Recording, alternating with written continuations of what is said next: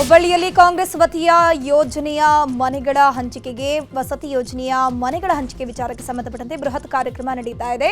ನಗರದ ಮಂಟೂರು ರಸ್ತೆಯಲ್ಲಿ ಕಾರ್ಯಕ್ರಮ ನಡೆಯುತ್ತಾ ಇದ್ದು ಸುಮಾರು 42,345 ಮನೆಗಳ ಹಕ್ಕುಪತ್ರಗಳನ್ನು ಸರ್ಕಾರ ಇವತ್ತು ಹಸ್ತಾಂತರ ಮಾಡಲಿದೆ. ಈಗಾಗಲೇ ವಿಶೇಷ ವಿಮಾನದ ಮೂಲಕ ಎಐಸಿಸಿ ಅಧ್ಯಕ್ಷ ಮಲ್ಲಿಕಾರ್ಜುನ ಖರ್ಗೆ ಸಿಎಂ ಸಿದ್ದರಾಮಯ್ಯ ಹುಬ್ಬಳ್ಳಿಗೆ ಆಗಮಿಸಿದ್ದಾರೆ. ಇನ್ನು ಕೆಲವೇ ಕ್ಷಣಗಳಲ್ಲಿ ವೇದಿಕೆ ಕಾರ್ಯಕ್ರಮಕ್ಕೆ ಆಗಮಿಸಲಿದ್ದು ಫಲಾನುಭವಿಗಳಿಗೆ ಹಕ್ಕುಪತ್ರ ವಿತರಣೆ ಮಾಡಲಿದ್ದಾರೆ. ಈಗಾಗಲೇ ಸಾವಿರಾರು ಜನರು ಸಮಾವೇಶದಲ್ಲಿ ಭಾಗಿಯಾಗಿದ್ದಾರೆ.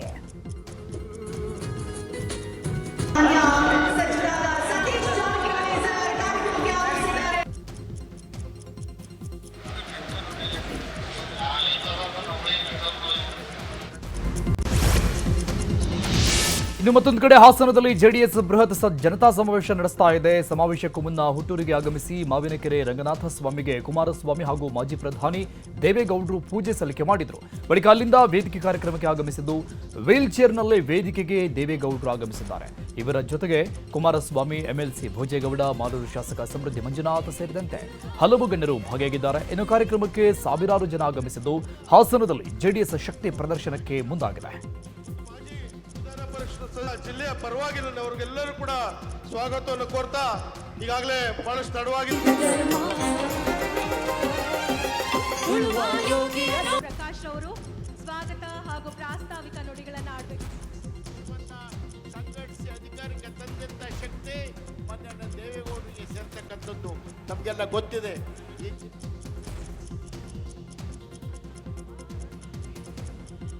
6 ತಿಂಗಳ ಕಾಲ ಸತತ ಮಳೆ ಬಂತು, ಬೆಳೆ ಹಾಳಾಯಿತು, ಕಾಡಾನೆಗಳ ಹಾವಳಿ ಹೆಚ್ಚಾಯಿತು.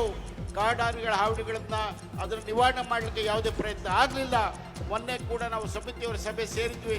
ನಾನು ಈ ಮೂಲಕ ನಮ್ಮ ನಾಯಕರಂತ ಮೊನ್ನೆ ಹೆಚ್ಚಡಿ ಸುಮಾರು 3 ಪಟ್ಟು ಮಳೆ ಬಂತು.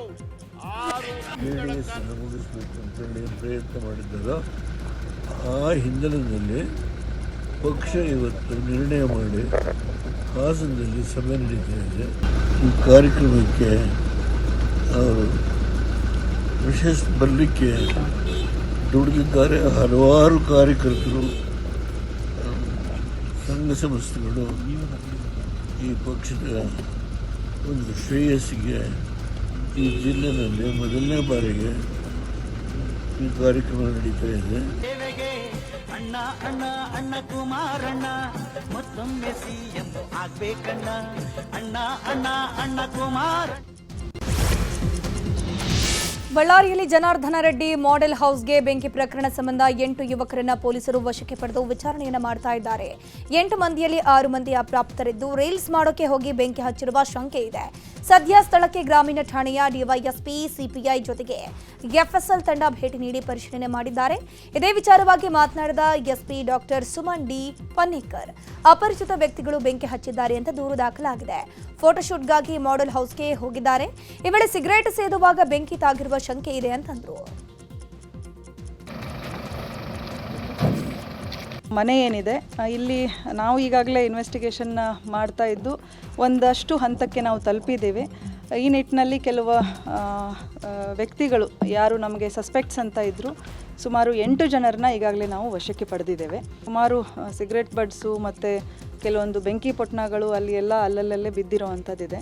ಸೊ ಅಲ್ಲೇ ಬಿದ್ದಿರೋವಂಥ ಬೆಂಕಿ ಪೊಟ್ಣ ಒಂದು ಅಪ್ರಾಪ್ತ ಬಾಲಕ, ಅದರಲ್ಲಿ ಗೊತ್ತಿಲ್ಲದೇ ಅಲ್ಲಿ ಏನೋ ಒಂದು ವಸ್ತುವಿಗೆ ತಾಕ್ಸಿರೋ ಅಂಥದ್ದು, ಆಟ ಆಡ್ತಾ ಆಗಿರುವಂಥದ್ದು ಮೇಲ್ನೋಟಕ್ಕೆ ಕಂಡು ಬರ್ತಾ ಇದೆ. ಸೊ ಅದು ನಂತರ ಕಂಟ್ರೋಲ್ಗೆ ಸಿಗದೆ ಅದು ಎಲ್ಲ ಕಡೆ ಇದ್ದಂತಹ ವಸ್ತುಗಳಿಗೆ ಸ್ಕ್ಯಾಟರ್ ಆಗಿ ದೊಡ್ಡ ಪ್ರಮಾಣದಲ್ಲಿ ಬೆಂಕಿ ತಾಗಿರುವಂಥದ್ದು ಆಗಿರ್ಬೋದು. ಬಟ್ ಇನ್ನೂ ಇದರಲ್ಲಿ ನಾವು ಇನ್ನೂ ಡೆಪ್ತ್ ಅನಾಲಿಸಿಸ್ ಮಾಡ್ತೇವೆ, ಇನ್ನೂ ಟೆಕ್ನಿಕಲ್ ಡೀಟೇಲ್ಸ್ ತಗೊಳ್ಳುವಂಥದ್ದಿದೆ. ಮನೆ ಏನಿದೆ ಇಲ್ಲಿ ಇನ್ನು ಮಾಡೆಲ್ ಹೌಸ್ ಬಳಿ ಜನಾರ್ದನ ರೆಡ್ಡಿ ಹಾಗೂ ಶ್ರೀರಾಮುಲು ಕೂಡ ಭೇಟಿ ನೀಡಿ ಬೆಂಕಿ ಬಿದ್ದ ಸ್ಥಳವನ್ನ ಪರಿಶೀಲನೆ ಮಾಡಿದ್ದಾರೆ. ಬಳಿಕ ಮಾತನಾಡಿದ ಜನಾರ್ದನ್ ರೆಡ್ಡಿ, ಈ ಕೃತ್ಯ ಭರತ್ ರೆಡ್ಡಿ ಅವರೇ ಮಾಡಿದ್ದಾರೆ, ಆದರೆ ಈ ಪ್ರಕರಣವನ್ನ ತಿರುಚೋಕೆ ರೀಲ್ಸ್ ಮಾಡುವ ಕಾರ್ಯಕ್ಕೆ ಹುಡುಗರು ಬಂದಿದ್ರು ಅಂತ ಕತೆ ಕಟ್ಟಿದ್ದಾರೆ ಅಂತ ಕಿಡಿಕಾರಿದ್ದಾರೆ. ನಾವು ಕಂಪ್ಲೀಟ್ ಆಗಿ ಎಷ್ಟು ಕೇರ್ಫುಲ್ ಆಗಿ ನೋಡ್ಕೊಂತ ಇದೀವಿ. ಇಲ್ಲಿ ಕಳುವಾಗಿರೋ ಪ್ರಕರಣದಲ್ಲಿ ಕಂಪ್ಲೇಂಟ್ ಕೊಟ್ಟಿದ್ರೆ 3 ಬಂಧನ ಮಾಡಿದಾಗ ನಾರಾ ಭರತ್ ರೆಡ್ಡಿ ತುಂಬ ಪ್ರೆಷರ್ ಹಾಕಿ ಯಾರಿಗೆ ನೇರವಾಗಿ ಇಲ್ಲಿರೋ ಇನ್ಸ್ಪೆಕ್ಟರ್ಗಳಿಗೆ ಫೋನ್ ಮಾಡಿ ಪ್ರೆಷರ್ ಹಾಕಿದ್ದಾರೆ.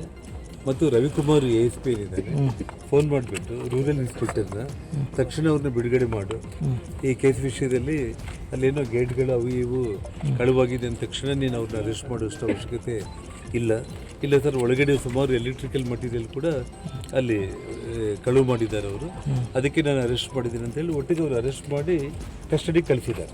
ಭರತ್ ರೆಡ್ಡಿ ಸುಮಾರು ಅಂದರೆ 4-5 ತಿಂಗಳ ಹಿಂದೆಯಿಂದ ಕೂಡ ಈ ಒಂದು ಪ್ರಾಪರ್ಟಿ ಮೇಲೆ ಕೂಡ ಕಣ್ಣಾಕಿ ಹುಡುಗರನ್ನ ಕಳಿಸಿ ಕಳುವು ಮಾಡ್ತಿರೋಂಥದ್ದು, ಇದ್ರ ಸುತ್ತಮುತ್ತ ಓಡಾಡ್ತಾ ಇರೋದು ಒಂದು. ಬೆಂಗಳೂರಿನ ಕೋಗಿಲು ಲೇಔಟ್ ಒತ್ತುವರಿ ಪ್ರಕರಣಕ್ಕೆ ಮೇಜರ್ ಟ್ವಿಸ್ಟ್ ಸಿಕ್ಕಿದೆ. 2 ರಾಜ್ಯಗಳ ನಡುವೆ ಸಂಘರ್ಷಕ್ಕೆ ಕಾರಣವಾಗಿದ್ದ ಫಕೀರ್ ಲೇಔಟ್, ವಸೀಂ ಲೇಔಟ್ನ ಬಡವರಿಗೆ ಪುನರ್ವಸತಿ ನೀಡಿ ಎಂದಿದ್ದವರ ಅಸಲಿಯತ್ತನ್ನ ಪೊಲೀಸರು ಈಗ ಬಯಲಿಗೆಳೆದಿದ್ದಾರೆ. ನಿರಾಶ್ರಿತರ ಪರ ಹೋರಾಟ ಮಾಡಿದ್ದವರ ಬ್ಯಾಂಕ್ ವಹಿವಾಟು ನೋಡಿ ಪೊಲೀಸರು ಶಾಕ್ ಆಗಿದ್ದಾರೆ. ಸರ್ಕಾರಿ ಜಾಗ ಒತ್ತುವರಿ ಮಾಡಲು ಕೋಟಿ ಹಣ ಪಡೆದುಕೊಂಡಿದ್ದ ವಸೀಂ, ವಿಜಯ್ ಹಾಗೂ ರಾಬಿನ್ರನ್ನ ಪೊಲೀಸರು ಬಂಧಿಸಿದ್ದಾರೆ. ಆರೋಪಿಗಳ ಬ್ಯಾಂಕ್ ಖಾತೆ ಜಾಲಾಡಿದ ಪೊಲೀಸರಿಗೆ ಬರೋಬ್ಬರಿ 2 ಕೋಟಿ ರೂಪಾಯಿಗೂ ಅಧಿಕ ವಹಿವಾಟು ಆಗಿರುವುದು ಬೆಳಕಿಗೆ ಬಂದಿದೆ. ಇನ್ನು ಪೊಲೀಸರು ಅಕೌಂಟ್ ಮುಂದಿಟ್ಟು ವಿಚಾರಣೆ ನಡೆಸಿದಾಗ ಅಸಲಿಯತ್ತು ಬಯಲಾಗಿದೆ. ಇನ್ನು ಬೆಂಗಳೂರಿನ ಕೋಗಿಲು ಲೇಔಟ್ ಒತ್ತುವರಿ ಪ್ರಕರಣದ ಅಸಲಿಯತ್ತು ಬಯಲಾದ ಬೆನ್ನಲ್ಲೇ ಸರ್ಕಾರ ವರಸೆ ಬದಲಿಸಿದೆ. 26 ಜನರಿಗೆ ಪುನರ್ವಸತಿ ನೀಡಲು ಮುಂದಾಗಿದ್ದ ಸರ್ಕಾರ ಹಿಂದಕ್ಕೆ ಸರಿದಿದೆ. ತನಿಖೆಯ ಬಳಿಕ ಫ್ಲಾಟ್ಗಳನ್ನು ಹಂಚಿಕೆ ಮಾಡೋಕೆ ಸರ್ಕಾರ ತೀರ್ಮಾನ ಮಾಡಿದೆ. ಗದಗದ ಐತಿಹಾಸಿಕ ಲಕ್ಕುಂಡಿಯಲ್ಲಿ 9ನೇ ದಿನವೂ ಕಾರ್ಯಾಚರಣೆ ಮುಂದುವರೆದಿದೆ. ಲಕ್ಕುಂಡಿ ಗ್ರಾಮದ ಹೊರವಲಯದ ತೋಟದ ಮನೆಯಲ್ಲಿರುವಂತಹ ಬಾವಿಯಲ್ಲೂ ಕೂಡ ಲಕ್ಷ್ಮಿಯ ಮೂರ್ತಿ ಪತ್ತೆಯಾಗಿದೆ. ಕೀರ್ತಿಮುಖ ದ್ವಾರಪಾಲಕರು, 2 ಹೆಡೆಯ ನಾಗರಕಲ್ಲು ಸೇರಿದಂತೆ ಹಲವು ಪ್ರಾಚ್ಯಾವಶೇಷಗಳು ಪತ್ತೆಯಾಗಿವೆ. ದಾನಶಾಸ್ತ್ರ ಶಿಲೆ ಪತ್ತೆ, 12 ಶತಮಾನದ ಶಿಲೆಗಳು ಪತ್ತೆಯಾಗಿದ್ದು ಕಲ್ಯಾಣ ಚಾಲುಕ್ಯರು, ಹೊಯ್ಸಳರು, ಬಾದಾಮಿಯ ಚಾಲುಕ್ಯರ ಕಾಲದ್ದು ಎನ್ನುವ ಮಾಹಿತಿ ಸಿಕ್ಕಿದೆ. ಈ ಬಗ್ಗೆ ಮಾತನಾಡಿರುವ ರೈತ ಕಲ್ಲಯ್ಯ ಬಳಗಾನೂರ, ತೋಟದ ಮನೆ, ಪಂಪ್ ಹೌಸ್ ನಿರ್ಮಿಸಿ ಕೊಟ್ರೆ ಪ್ರಾಚ್ಯ ವಸ್ತುವನ್ನ ಕೊಡ್ತೀವಿ. ನಮ್ಗೆ ಗೊತ್ತಿಲ್ಲದೆ ನಮ್ಮ ಹಿರಿಯರು ಕಟ್ಟಿಸಿರುವಂತಹ ಮನೆ ಇದು. 100 ವರ್ಷಗಳ ಹಿಂದೆಯೇ ಇದನ್ನ ಕಟ್ಟಿಸಲಾಗಿದೆ. ಪುರಾತತ್ವ ಇಲಾಖೆಯವರು ನಮಗೆ ಪರಿಹಾರ ಕೊಟ್ರೆ ಶಿಲ್ಪಶಿಲೆಗಳನ್ನ ವಾಪಸ್ ಕೊಡ್ತೀವಿ ಅಂತಂದಿದ್ದಾರೆ. ಅಂತಂದ್ರೆ ಇದು ನಮ್ಮ ಪೂರ್ವಜರು ಕಟ್ಟಿರ್ತಕ್ಕಂಥ ಇದು ಹೌಸ್ ಸರ್. ಅದ್ರ ಬಗ್ಗೆ ನಮಗೆ ನಿಖರವಾಗಿ ಮಾಹಿತಿ ಇಲ್ಲ ಸರ್. ಇಲ್ಲಿ ಕಾಣ್ತಕ್ಕಂಥದ್ದು ಅವಶೇಷಗಳಡಿ ಅಂತಂದ್ರೆ ಹಿಂದ್ ಸೈಡ್ ಒಂದು, ಬ್ಯಾಕ್ ಸೈಡ್ ಒಂದು, ಇವೆರಡು ಬಿಟ್ಟರೆ ಮತ್ತೆ ಶಿಲಾಶಾಸನಗಳು ನಮ್ಮಲ್ಲಿ ಕಂಡು ಬಂದಿಲ್ಲ. ಅದಕ್ಕೋಸ್ಕರ ಇದನ್ನು ಸರ್ಕಾರಕ್ಕೆ ಕೊಡಬೇಕು ಅಂತಂದರೆ ನಮಗೆ ಅಡ್ವಾನ್ಸ್ ಆಗಿ ಇಂಜಿನ್ ಮನೆಯನ್ನು ನಿರ್ಮಾಣ ಮಾಡಿಕೊಟ್ರೆ ಮಾತ್ರ ನಾವು ಕೊಡ್ಲಿಕ್ಕೆ ಒಪ್ಪಿಗೆ ಇದ್ದೀವಿ. ಕೋಆಪರೇಟಿವ್ ಮಾಡ್ತೀವಿ ಸರ್, ಇಲ್ಲ ಅಂತಲ್ಲ. ಆದರೆ ನಮಗೆ ಬೇಕಾಗಿರ್ತಕ್ಕಂಥ ಸೌಲಭ್ಯಗಳನ್ನು ಒದಗಿಸಿಕೊಟ್ಟಾಗ ಮಾತ್ರ ನಾವು ಸರ್ಕಾರದ ಒಪ್ಪಿಗೆ ಕೊಡಲಿಕ್ಕೆ ನಾವು ತಯಾರಿದ್ದೀವಿ ಸರ್. ಇದನ್ನು ಇನ್ನು ಲಕ್ಕುಂಡಿಯಲ್ಲಿ 7 ಹೆಡೆ ಸರ್ಪದ ಮೂರ್ತಿ ಕೂಡ ಪತ್ತೆಯಾಗಿದೆ. ಉತ್ಖನನದ ವೇಳೆ ಕಲ್ಯಾಣ ಚಾಲುಕ್ಯರ ಕಾಲದ ಸರ್ಪದ ಕಲ್ಲು ಪತ್ತೆಯಾಗಿದೆ. ಷಣ್ಮುಖ ಅನ್ನೋರ ಜಮೀನಲ್ಲಿ ಮೂರ್ತಿ ಪತ್ತೆಯಾಗಿದ್ದು ಭಾರಿ ಕುತೂಹಲ ಹೆಚ್ಚಿಸಿದೆ.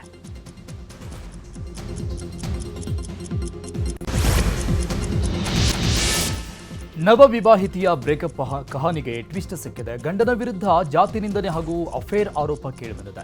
ಆನೇಕಲ್ನ ಬನಹಳ್ಳಿಯಲ್ಲಿ 2 ತಿಂಗಳ ಹಿಂದೆ ಅಂಬರೀಷ್ ಹಾಗೂ ನಂದಿನಿ ಮದುವೆಯಾಗಿದ್ರು. ಅಂತರ್ಜಾತಿ ವಿವಾಹವಾಗಿದ್ದ ಜೋಡಿ ಮದುವೆಯಾದ ಬಳಿಕ ಅಂಬರೀಷ್ ಪತ್ನಿ ಮತ್ತು ಮನೆಯವರು ಹಲ್ಲೆ ಮಾಡಿದ್ದಾರೆ ಅಂತ ದೂರು ಕೊಟ್ಟಿದ್ರು. ಇದಕ್ಕೆ ಪತ್ನಿ ನಂದಿನಿ, ಅಂಬರೀಷ್ ನನಗೆ ಜಾತಿ ನಿಂದನೆ ಮಾಡ್ತಾ ಇದ್ದ, ಆತನಿಗೆ ಮದುವೆಗೂ ಮುನ್ನ ಬೇರೊಬ್ಬಳ ಜೊತೆಗೆ ಅಫೇರ್ ಇತ್ತು, ಅಲ್ಲದೆ ನನ್ನ ಎಂಗೇಜ್ಮೆಂಟ್ ಸೀರೆಯನ್ನೇ ಬೇರೊಬ್ಬಳ ಯುವತಿಗೆ ಕೊಟ್ಟಿದ್ದು. ಇದನ್ನೆಲ್ಲ ಪ್ರಶ್ನೆ ಮಾಡಿದ್ದಕ್ಕೆ ನನಗೆ ಜಾತಿ ನಿಂದನೆ ಮಾಡಿದ್ದಾರೆ. ಇದಕ್ಕೆ ಅಂಬರೀಷ್ ತಾಯಿ ಕೂಡ ಬೆಂಬಲ ಕೊಟ್ಟಿದ್ದಾರೆ ಅಂತ ನಂದಿನಿ ಆರೋಪ ಮಾಡಿದ್ದಾರೆ. ಮದುವೆ ಆಗಿ 1 ತಿಂಗಳಿಗೇನೆ ಯಾವಾಗೂ ಜಗಳ ಮಾಡ್ತಿದ್ರು ನನ್ನ ಮೇಲೆ. ಸುಮ್ಮನೆ ಏನು ರೀಸನ್ಸೇ ಇರ್ತಿರಲಿಲ್ಲ, ಸುಮ್ಮನೆ ಜಗಳ ಮಾಡ್ತಿದ್ರು ನಮ್ಮ ಮನೆಯಲ್ಲಿ. ಅದೇ ಟೈಮಲ್ಲಿ ನಮ್ಮ ತಂದೆ ತಾಯಿಗೆಲ್ಲ ಹೇಳ್ತಿದ್ದೆ, ಮದುವೆ ಆಗಿ ಸ್ಟಾರ್ಟಿಂಗ್ ಎಲ್ಲ ಹೀಗೆ ಇರುತ್ತೆ, ಅಡ್ಜಸ್ಟ್ ಮಾಡ್ಕೊಂಡು ಹೋಗಮ್ಮ ಅಂತ ಹೇಳ್ತಿದ್ರು. ನಾನು ಸರಿ ಅಂತೇಳಿ ಅಡ್ಜಸ್ಟ್ ಮಾಡ್ಕೊಂಡು ಹೋಗ್ತಿದ್ದೆ. ಬಟ್ ಡೈಲಿ ಕುಡ್ಕೊಬಂದು ನಮ್ಮ ಅತ್ತೆ ಮತ್ತು ಅವ್ರ ತಂಗಿ ಮತ್ತು ನನ್ನ ಗಂಡ 3 ಜನನೂ ಟಾರ್ಚರ್ ಇಡ್ತಿದ್ರು ಸರ್. ನನಗೆ ಕುಡ್ಬಿಟ್ಟು ಬಂದುಬಿಟ್ಟು ಹೊಡಿತಿದ್ರು ಸರ್ ಅವ್ರು. ನನಗೆ ಯಾವಾಗೂ ಟಾರ್ಚರ್ ಕೊಡ್ತಿದ್ರು. ನಮ್ಮ ಅಪ್ಪ ಅಮ್ಮ ಜೊತೆಲಿ ಮಾತಾಡೋಕ್ಕೆ ಬಿಡ್ತಿರಲಿಲ್ಲ, ನಮ್ಮ ಅಣ್ಣ ಜೊತೆಲಿ ಮಾತಾಡೋಕ್ಕೆ ಬಿಡ್ತಿರಲಿಲ್ಲ. ಅವ್ರು ಯಾರಾದರೂ ಫೋನ್ ಮಾಡಿದ್ರೆ ಫೋನ್ ಕಟ್ ಮಾಡ್ತಿದ್ರು. ಏನಕ್ಕೆ ಮಾತಾಡ್ತೀವಿ ಅವ್ರ ಜೊತೆಲಿ, ನೀನು ಅವ್ರ ಜೊತೆಲೆಲ್ಲ ಮಾತಾಡಬೇಡ, ಅವ್ರ ಜೊತೆಲೆಲ್ಲ ಹೋಗ್ಬೇಡ ಅಂತ ಹೇಳ್ತಿದ್ರು. ಸರಿ ಅಂತೇಳಿ ನಾನು ಇವ್ರ ಮನೆಯಲ್ಲೇ ಇರ್ತಿದ್ದೆ, ಹೋಗ್ತಿರ್ಲಿಲ್ಲ ಅವ್ರ ಮನೆಗೆ ಕೂಡ. ಮತ್ತು ಸುಮ್ಮನೆ ಏನಾದರೂ ಏನೂ ಇರೋದಿಲ್ಲ ಸರ್ ರೀಸನ್. ಕೆಲಸ ಬಿಡ್ತೀನಿ ಅಂದಿದ್ದಕ್ಕೆ ಯುವತಿಯನ್ನ ಬಟ್ಟೆ ಬಿಚ್ಚಿ ಹೊಡಿತೀನಿ ಅಂತ ಮಾಲೀಕ ಬೆದರಿಕೆ ಹಾಕಿರೋ ಘಟನೆ ಬೆಂಗಳೂರಿನ ಕೆಂಗೇರಿಯಲ್ಲಿ ನಡೆದಿದೆ. ಕೆಂಗೇರಿಯಲ್ಲಿ ಸೈಬರ್ ಸೆಂಟರ್ ನಡೆಸುತ್ತಿದ್ದ ಸೈಯದ್ ಎಂಬಾತ ಕೆಲಸ ಮಾಡ್ತಿದ್ದ ಯುವತಿಗೆ ಬೆದರಿಕೆ ಹಾಕಿದ್ದಾನಂತೆ. ಕಳೆದ 5 ವರ್ಷಗಳಿಂದ ಅಂಗಡಿಯಲ್ಲಿ ಯುವತಿ ಕೆಲಸವನ್ನು ಮಾಡ್ತಾ ಇದ್ದು, ಇತ್ತೀಚೆಗೆ ಕೆಲವು ದಿನಗಳ ಕಾಲ ರಜೆ ತೆಗೆದುಕೊಂಡಿದ್ದು. ಇದೇ ವಿಚಾರಕ್ಕೆ ಇಬ್ಬರ ನಡುವೆ ಗಲಾಟೆಯಾಗಿದ್ದು, ಸಾರ್ವಜನಿಕರ ಮುಂದೆ ಯುವತಿಗೆ ಅಶ್ಲೀಲವಾಗಿ ನಿಂದಿಸಿ ತಲೆ ಕಡಿತೀನಿ ಅಂತ ಬೆದರಿಕೆ ಹಾಕಿದ್ದಾನೆ. ಸೈಬರ್ ಮಾಲೀಕನ ದರ್ಪ ಮೊಬೈಲ್ನಲ್ಲಿ ಸೆರೆಯಾಗಿದೆ. ಯುವತಿ ಮೇಲಿನ ದರ್ಪ ನೋಡಿ ಸ್ಥಳೀಯರು ಪ್ರಶ್ನೆ ಮಾಡಿದ್ದು, ಮೂರನೇ ವ್ಯಕ್ತಿ ಕೆಂಗೇರಿ ಪೊಲೀಸ್ ಠಾಣೆಯಲ್ಲಿ ದೂರನ್ನು ಕೊಟ್ಟಿದ್ದಾರೆ. ಘಟನೆ ಸಂಬಂಧ ಸೈಬರ್ ಸೆಂಟರ್ ಮಾಲೀಕ ಸೈಯದ್ ಬಂಧನ ಮಾಡಿ ಜಾಮೀನಿನ ಮೇಲೆ ಬಿಡುಗಡೆ ಮಾಡಿದ್ದಾರೆ. ಇನ್ನು ಪೊಲೀಸರು ಯುವತಿ ವಿಚಾರಣೆ ನಡೆಸಿದ್ದು, ಈ ರೀತಿ ಏನೂ ಆಗಿಲ್ಲ ಅಂತ ಹೇಳಿದ್ದಾಳೆ. ಅದಕ್ಕೆ ಯಾಕ್ರಿ ಬೆತ್ತಲೆ ಮೇಲೆ ಹೊಡಿತೀವಿ? ಅಲ್ಲಲ್ಲ, ಯಾಕಂತ ನಾವ್ ಕೆಲ್ಸಕ್ಕೆ ಸೇರ್ಕೊಂಡು ಬೆತ್ತಲೆ ಮೇಲೆ ಹೊಡಿತೀವಿ ಸರ್. ಆ ಥರ ಎಲ್ಲ ಹೇಳಿದ್ರು.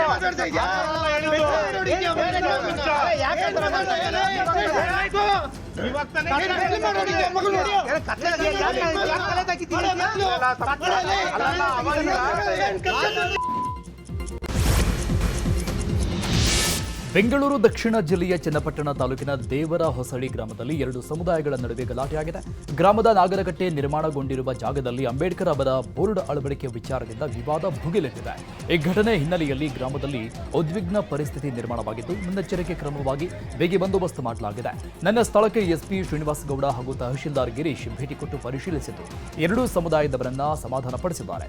ಏನೋ ವಿವಾದಿತ ಸ್ಥಳಕ್ಕೆ ಬ್ಯಾರಿಕೇಡ್ ಹಾಕಿ ಪ್ರವೇಶ ನಿರ್ಬಂಧಿಸಿದ್ದು, ಸ್ಥಳದಲ್ಲಿ ಪೊಲೀಸರು ಸಿಸಿಟಿವಿ ಅಳವಡಿಸಿದ್ದಾರೆ. ಬಾಗಲಕೋಟೆ ಜಿಲ್ಲೆಯಲ್ಲಿ ಮಾಸ್ ಗ್ಯಾಂಗ್ ಹಾವಳಿ ಜೋರಾಗಿದೆ. ಮೊನ್ನೆ ರಣಕವಿಯಾಯಿತು, ಇದೀಗ ಎಳಕಲ್ನಲ್ಲಿ ಮಾಸ್ ಗ್ಯಾಂಗ್ ಪ್ರತ್ಯಕ್ಷವಾಗಿದೆ. ಜಿಲ್ಲೆಯಲ್ಲಿ ಚಡ್ಡಿ ಗ್ಯಾಂಗ್, ಲುಂಗಿ ಗ್ಯಾಂಗ್ ಬಳಿಕ ಇದೀಗ ಮಾಸ್ ಗ್ಯಾಂಗ್ ಆಕ್ಟಿವ್ ಆಗಿದ್ದು, ಜನರಲ್ಲಿ ಭಯದ ವಾತಾವರಣ ಸೃಷ್ಟಿಯಾಗಿದೆ. ಎಳಕಲ್ ನಗರದ ಬಳಿ ಗೋರಬಾಳ ಗ್ರಾಮದಲ್ಲಿ 6 ಮನೆಗಳ ಕಳ್ಳತನ ಮಾಡಿ ಎಸ್ಕೇಪ್ ಆಗಿದ್ದಾರೆ. ಬಿಳಿ ಬಣ್ಣದ ಟಿ ಶರ್ಟು, ಬಿಳಿ ಪ್ಯಾಂಟು, ಮುಖಕ್ಕೆ ಕಪ್ಪು ಮಾಸ್ಕ್ ಧರಿಸಿ ಬಂದಂತಹ ಕಳ್ಳರು 6 ಮನೆಗಳಿಗೆ ನುಗ್ಗಿ ಕಳ್ಳತನ ಮಾಡಿದ್ದಾರೆ. ಒಂದು ಮನೆಯಲ್ಲಿ 8 ಗ್ರಾಂ ಚಿನ್ನ ಹಾಗೂ 97,000 ನಗದು ಕದ್ದು ಎಸ್ಕೇಪ್ ಆಗಿದ್ದಾರೆ. ಇನ್ನು ಸ್ಥಳಕ್ಕೆ ಎಳಕಲ್ ನಗರ ಠಾಣೆಯ ಪೊಲೀಸರು ಭೇಟಿ ನೀಡಿ ಪರಿಶೀಲನೆ ಮಾಡಿದರು.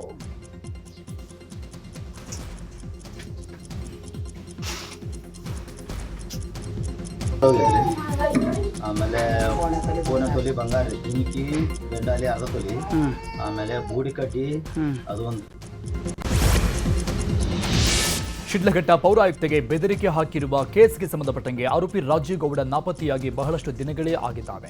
ಇನ್ನು ಆರೋಪಿ ರಾಜೀವ್ ಗೌಡಗಾಗಿ ಪೊಲೀಸರು ತೀವ್ರ ತಲಾಶ್ ಮಾಡ್ತಾನೆ ಇದ್ದಾರೆ. ಬೆಂಗಳೂರು ಸಂಜಯ್ ನಗರದ ನಿವಾಸದಲ್ಲೂ ಪೊಲೀಸರು ಹುಡುಕಾಡಿದ್ದಾರೆ. ಇತ್ತ ಶಿಡ್ಲಘಟ್ಟ ನಗರದಲ್ಲಿರುವ ಕಚೇರಿಗೂ ಬೀಗ ಹಾಕಲಾಗಿದೆ. ಇನ್ನು ರಾಜೀವ್ ಗೌಡನಿಗಾಗಿ 4ನೇ ನೋಟಿಸ್ ಜಾರಿ ಮಾಡಲಾಗಿದೆ. ರಾಜೀವ್ ಗೌಡ ಪತ್ನಿ ಸಹನಾ ಮನೆಯಲ್ಲೂ ರಾಜೀವ್ ಇಲ್ಲದಿರುವುದು ಪೊಲೀಸರಿಗೆ ತಲೆನೋವಾಗಿದೆ. ಗಣರಾಜ್ಯೋತ್ಸವ ಹಿನ್ನೆಲೆಯಲ್ಲಿ ಬೆಂಗಳೂರಿನ ಮಾಣಿಕ್ ಷಾ ಪರೇಡ್ ಮೈದಾನದಲ್ಲಿ ಪೂರ್ವ ಸಿದ್ಧತೆ ನಡೆಯುತ್ತಿದೆ. ಇನ್ನು ಬೆಂಗಳೂರು ಪೊಲೀಸ್ ಆಯುಕ್ತ ಸೀಮಂತ್ ಕುಮಾರ್ ಸಿಂಗ್, ಜಿಲ್ಲಾಧಿಕಾರಿ ಜಗದೀಶ್ ಮಾಣಿಕ್ ಷಾ ಪರೇಡ್ ಮೈದಾನಕ್ಕೆ ಭೇಟಿ ನೀಡಿ ಪರಿಶೀಲನೆ ಮಾಡಿದ್ರು. ಆ ಬಳಿಕ ಮಾತನಾಡಿದ ಜಿಬಿಎ ಕಮಿಷನರ್ ಮಹೇಶ್ವರ್ ರಾವ್, ಗಣರಾಜ್ಯೋತ್ಸವ ಪರೇಡ್ನಲ್ಲಿ ರಾಜ್ಯಪಾಲರು ಭಾಗಿಯಾಗಲಿದ್ದಾರೆ. ಪರೇಡ್ನಲ್ಲಿ ಭಾಗಿಯಾಗುವವರಿಗೆ ಪಾಸ್ ವ್ಯವಸ್ಥೆ ಇದೆ ಅಂತಂದ್ರು.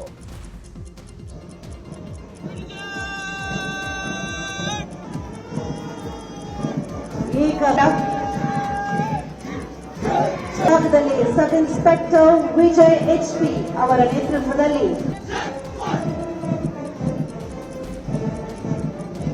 ದೇವಲ್ ಸಾಬ್ ಅವರ. ಇನ್ನು ಕಮಿಷನರ್ ಸೀಮಂತ್ ಕುಮಾರ್ ಸಿಂಗ್ ಮಾತನಾಡಿ, ಪರೇಡ್ ವೇಳೆ ಭದ್ರತೆಗೆ 2,000 ಪೊಲೀಸರ ನಿಯೋಜನೆ ಮಾಡಲಾಗಿದೆ. ಕಾರ್ಯಕ್ರಮಕ್ಕೆ ಆಗಮಿಸುವವರು ಕಾರ್ಯಕ್ರಮ ಆರಂಭಕ್ಕೂ ಮುನ್ನವೇ ಬರಬೇಕು.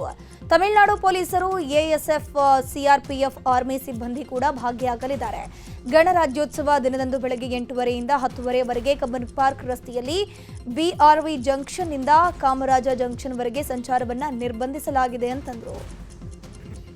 ಪರೇಡ್ ಸಂಬಂಧಪಟ್ಟ ಟೋಟಲ್ 30 ಪ್ಲಟೂನ್ಸ್ ಇದೆ ಪರೇಡಲ್ಲಿ. ಇದರಲ್ಲಿ ಆರ್ಮ್ಡ್ ಪ್ಲಟೂನ್ 11 ಇದೆ, ಅನ್ಆರ್ಮ್ಡ್ ಪ್ಲಟೂನ್ 9. ಒಟ್ಟಾಗಿ ಸ್ಕೂಲ್ ಮತ್ತು ನಮ್ಮ ಪೊಲೀಸ್, ಆರ್ಮಿ, ಬ್ಯಾಂಡ್ಸ್ ಎಲ್ಲ ಸೇರಿ 1500 ಸರಾಸರಿ 1500 ಜನ ಇದರಲ್ಲಿ ಆ್ಯಕ್ಚುಯಲ್ ಪರೇಡಲ್ಲಿ ಭಾಗವಹಿಸ್ತಾರೆ. ಮಿಕ್ಕಿದು ಬಂದೋಬಸ್ತಲ್ಲಿ ಗ್ರೌಂಡಲ್ಲಿ ಮತ್ತು ಸುತ್ತಮುತ್ತೆಲ್ಲ ಸೇರಿ 2000ಕ್ಕಿಂತ ಜಾಸ್ತಿ ನಮ್ಮ ಪೊಲೀಸ್ ಅವರು ಮತ್ತು CCTV ಮತ್ತು ಬೇರೆ ಇನ್ನಿತರ ಆ್ಯಂಟಿ ಸರ್ವಿಟೈಸ್ ಚೆಕ್ ಎಲ್ಲ ನಡೀತಾ ಇದೆ. ಪರೇಡ್ ಸಂಬಂಧಪಟ್ಟ ಟೋಟಲ್ ಗಣರಾಜ್ಯೋತ್ಸವಕ್ಕೆ ಪೂರ್ವಭಾವಿ ಸಿದ್ಧತೆ ಎಲ್ಲ ಮಾಡಲಾಗಿದೆ. ಈಗಾಗಲೇ 21ನೇ ತಾರೀಕಿಂದ ಪೊಲೀಸ್ ಠಾಣೆಗಳು, ನಮ್ಮ ಕಲ್ಚರಲ್ ಠಾಣೆಗಳು ಮತ್ತು ಆರ್ಮಿಯವರ ಠಾಣೆಗಳು ಎಲ್ಲ ಸೇರಿಸಿ ಪರೇಡ್ ಮತ್ತು ಕಲ್ಚರಲ್ ಪ್ರೋಗ್ರಾಮ್ ಎರಡೂ ಆಚರಣೆ ಮಾಡಿ ಪ್ರಾಕ್ಟೀಸ್ ಮಾಡ್ತಿದ್ದಾರೆ. ಹಾಗೂ ಈ ಒಂದು ಭವ್ಯ ಕಾರ್ಯಕ್ರಮ ಆಗ್ತಂತ ಹೇಳ್ಬಿಟ್ಟು ನಾವು ಭಾವಿಸುತ್ತೇವೆ. ನಾವು ಎಲ್ಲ ಬಾಗಲಕೋಟೆಯ ಜಮಖಂಡಿ ಬಿಜೆಪಿಯಲ್ಲಿ ಭಿನ್ನಮತ ಸ್ಫೋಟಗೊಂಡಿದೆ. ಬಿಜೆಪಿ ಸದಸ್ಯತ್ವಕ್ಕೆ ಕಾರ್ಯಕರ್ತರು ಸಾಮೂಹಿಕವಾಗಿ ರಾಜೀನಾಮೆ ಕೊಟ್ಟಿದ್ದಾರೆ. ಇನ್ನು ರಾಜೀನಾಮೆ ಬೆನ್ನಲ್ಲೇ ಇಬ್ಬರು ಮುಖಂಡರ ನಡುವೆ ಫೋನ್ನಲ್ಲಿ ಪರಸ್ಪರ ವಾಗ್ವಾದ ಮಾಡಿಕೊಂಡಿದ್ದಾರೆ. ಬಿಜೆಪಿ ಕಾರ್ಯಕರ್ತ ಗದಿಗೆಪ್ಪ ಧಾರವಾಡಗೆ ಕರೆ ಮಾಡಿ ಜಿಲ್ಲಾ ಬಿಜೆಪಿ ಒಬಿಸಿ ಘಟಕದ ಅಧ್ಯಕ್ಷ ಸಂಗಮೇಶ್ ದಳವಾಯಿ ಕೊಲೆ ಬೆದರಿಕೆ ಹಾಕಿದ್ದಾರೆ ಅಂತ ಆರೋಪಿಸಲಾಗಿದೆ. ಬಿಜೆಪಿ ಹಿಂದೂ ಕಾರ್ಯಕರ್ತರನ್ನ ಬಿಜೆಪಿ ಕಡೆಗಣಿಸ್ತಾ ಇದೆ ಅಂತ ಅಸಮಾಧಾನ ವ್ಯಕ್ತಪಡಿಸಿದ್ದಾರೆ ಗದಿಗೆಪ್ಪ ಧಾರವಾಡ. ಮನೆ ಮುಂದೆ ಟ್ರ್ಯಾಕ್ಟರ್ ನಿಲ್ಲಿಸಿರುವುದನ್ನು ಪ್ರಶ್ನೆ ಮಾಡಿದ ಗೃಹಿಣಿ ಮೇಲೆ ಹಲ್ಲೆ ನಡೆಸಿರೋ ಘಟನೆ ದಾವಣಗೆರೆ ಜಿಲ್ಲೆಯ ಚನ್ನಗಿರಿ ತಾಲೂಕಿನ ಕಬ್ಬಳ ಗ್ರಾಮದಲ್ಲಿ ನಡೆಯಿತು. ವೀಣಾ ಎಂಬ ಮಹಿಳೆ ಮೇಲೆ ಹಲ್ಲೆಗೆ ಒಳಗಾಗಿದ್ದು ಆ ಮಹಿಳೆ ಆಸ್ಪತ್ರೆಗೆ ಅವರನ್ನು ದಾಖಲು ಮಾಡಲಾಗಿದೆ. ಮನೆ ಮುಂದೆ ಟ್ರ್ಯಾಕ್ಟರ್ ನಿಲ್ಲಿಸಿದ್ದು ತಿರುಗಾಡೋಕೆ ಆಗ್ತಿಲ್ಲ, ಸ್ವಲ್ಪ ಮುಂದೆ ನಿಲ್ಲಿಸಿ ಅಂತ ಹೇಳಿದಕ್ಕೆ ಟ್ರ್ಯಾಕ್ಟರ್ ಮಾಲೀಕ ಚಂದನ್ ಸೇರಿ 7 ಮಂದಿ ವೀಣಾ ಹಾಗೂ ಅತ್ತೆ ನಿರ್ಮಲಾಬಾಯಿ ಮೇಲೂ ಹಲ್ಲೆ ನಡೆಸಿದ್ದಾರೆ. ಅಷ್ಟೇ ಅಲ್ಲದೆ 1 ಲಕ್ಷ ಮೌಲ್ಯದ ಚಿನ್ನದ ಸರ ಕಳ್ಳತನ ಆಗಿದೆ ಅಂತ ಗಾಯಾಳು ಮಹಿಳೆ ಬಸವಾಪಟ್ಟಣ ಠಾಣೆಯಲ್ಲಿ ಪ್ರಕರಣ ದಾಖಲಿಸಿಕೊಂಡಿದ್ದಾರೆ.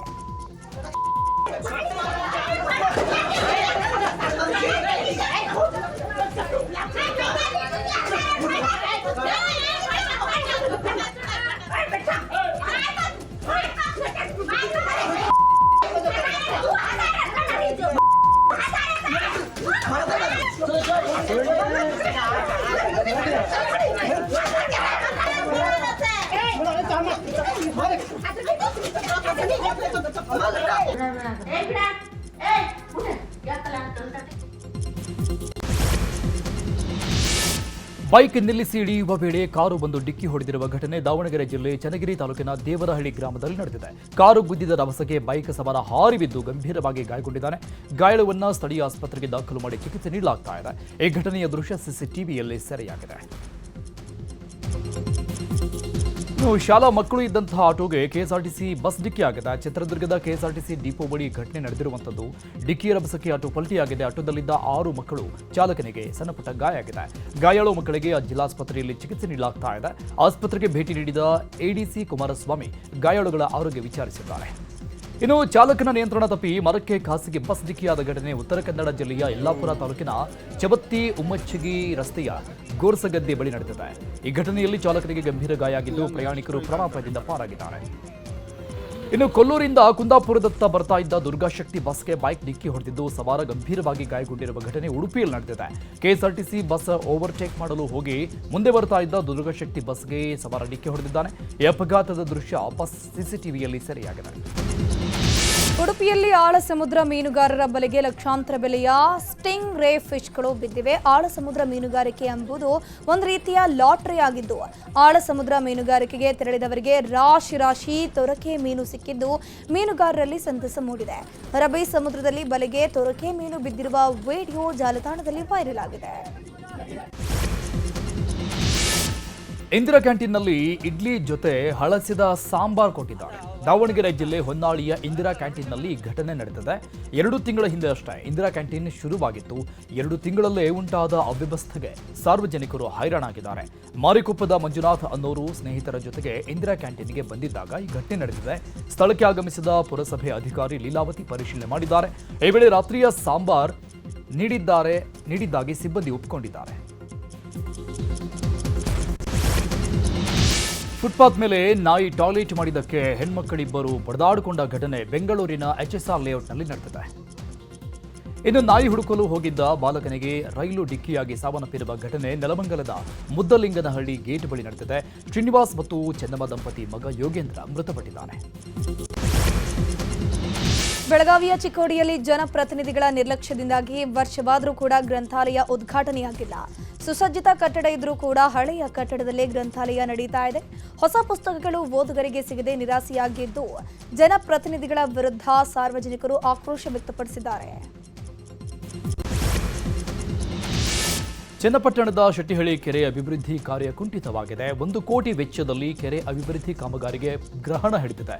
ಈ ಹಿಂದೆ ನಮ್ಮೂರಲ್ಲಿ ನ್ಯೂಸ್ 18 ಕಾರ್ಯಕ್ರಮದಲ್ಲಿ ಈ ಬಗ್ಗೆ ವರದಿ ಪ್ರಸಾರ ಮಾಡಲಾಗಿತ್ತು. ಇದಾದ ಬಳಿಕ ನ್ಯೂಸ್ 18 ವರದಿಯಿಂದ ಕೆರೆ ಅಭಿವೃದ್ಧಿಗೆ ನಗರಸಭೆ ಮುಂದಾಗಿತ್ತು.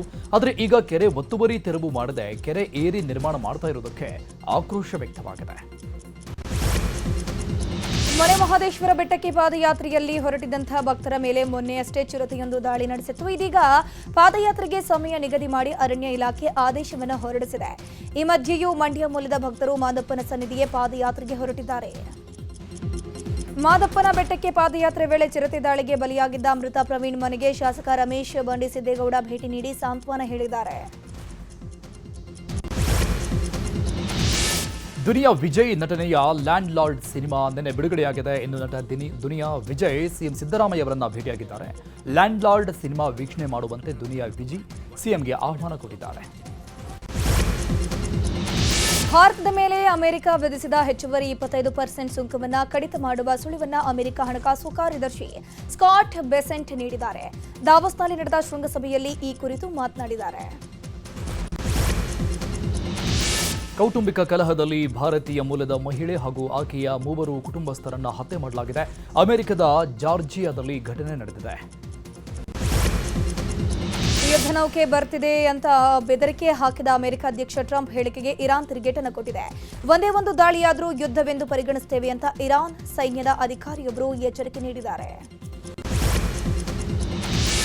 ಇಂಡೋನೇಷ್ಯಾದಲ್ಲಿ ಧಾರಾಕಾರ ಮಳೆಯಾಗ್ತಾ ಇದೆ. ನಿರಂತರ ಮಳೆಯಿಂದಾಗಿ ಟೆಂಗ್ರಾಂಗ್ ಸಿಟಿಯ ಪಿನಾಂಗ್ನಲ್ಲಿ ಪ್ರವಾಹವೇ ಸೃಷ್ಟಿಯಾಗಿದೆ. ನಗರದ ರಸ್ತೆಗಳು ನದಿಯಂತೆ ಹರಿತಾ ಇದ್ದು ಜನಜೀವನ ಸಂಪೂರ್ಣ ಅಸ್ತವ್ಯಸ್ತಗೊಂಡಿದೆ. ಭಾರತದ ಭವಿಷ್ಯದ ಮಹಿಳಾ ಕ್ರಿಕೆಟಿಗರನ್ನ ನಿರ್ಮಿಸಲು ಹಿಮಾಲಯ ವೆಲ್ನೆಸ್ ಹಾಗೂ ಆರ್ಸಿಬಿ ಮಹಿಳಾ ತಂಡ ಕೈ ಜೋಡಿಸಿದೆ. ಇದರ ಅಂಗವಾಗಿ ಇವತ್ತು ರಾಷ್ಟ್ರೀಯ ಹೆಣ್ಣು ಮಗುವಿನ ದಿನದಂದೇ ವಂಡರ್ ವುಮೆನ್ ಅಕಾಡೆಮಿಯನ್ನ ಅನಾವರಣಗೊಳಿಸಲಾಗಿದೆ. ವಂಡರ್ ವುಮೆನ್ ಅಕಾಡೆಮಿಯ ಚಾಟ್ ಬೋಟ್ ಮೂಲಕ ಕ್ರಿಕೆಟ್ಗೆ ಸಂಬಂಧಪಟ್ಟಂತಹ ಮಾಹಿತಿಯನ್ನ ಪಡೆಯಬಹುದಾಗಿದೆ. ವಂಡರ್ ವುಮೆನ್ ಚಾಟ್ ಬೋಟ್ ಕ್ರಿಕೆಟ್ಗೆ ಸಂಬಂಧಿಸಿದ ಎಲ್ಲ ಮಾರ್ಗದರ್ಶನವನ್ನು ನೀಡುತ್ತಾ ಮಹಿಳಾ ಕ್ರೀಡಾಪಟುಗಳಿಗೆ ಪ್ರೇರೇಪಿಸುವ ಧ್ಯೇಯವನ್ನ ಹೊಂದಿದೆ. ಜೊತೆಗೆ ಯುವತಿಯರು ಗೌರವಿಸುವ ಕ್ರಿಕೆಟಿಗರ ಜೊತೆ ಸಂವಾದ ನಡೆಸಲು ಇದು ವೇದಿಕೆ ಆಗಲಿದೆ. ಇನ್ನು 100 ವಿದ್ಯಾರ್ಥಿಗಳಿಗೆ ವಿದ್ಯಾರ್ಥಿ ವೇತನ ನೀಡುವ ಧ್ಯೇಯವನ್ನು ಹಿಮಾಲಯ ವಂಡರ್ ವುಮೆನ್ ಹೊಂದಿದೆ. Today, this National Girl Child Day, we are launching the Himalaya Wonder Women Academy, a digital chatbot experience for girls to learn from their favorite RCB stars. Go visit himalayawonderwomen.com and get a chance to win a cricketing scholarship.